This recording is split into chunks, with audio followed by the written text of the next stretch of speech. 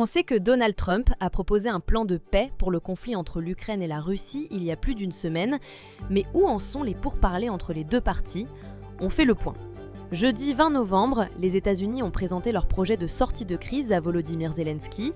Ce dernier, composé de 29 points, correspond bien plus aux demandes russes que celles des Ukrainiens.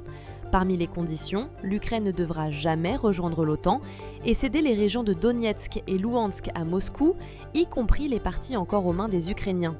En outre, la force armée de Kiev serait limitée et la Russie réintégrerait le G8.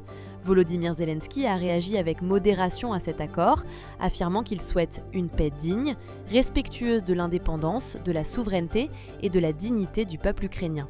Il y a quelques jours, c'est la démission d'Andriy Yermak, bras droit du président ukrainien, soupçonné de corruption, qui a chamboulé la crédibilité de l'Ukraine sur la scène internationale.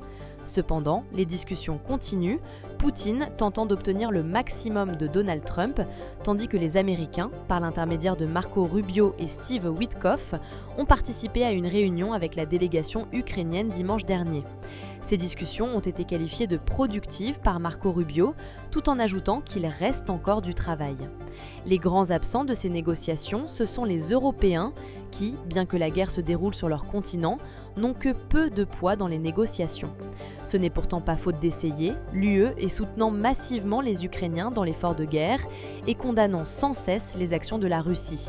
Symbole de ce soutien, le président ukrainien a été reçu par Emmanuel Macron ce lundi pour la 9e fois depuis le début de la guerre.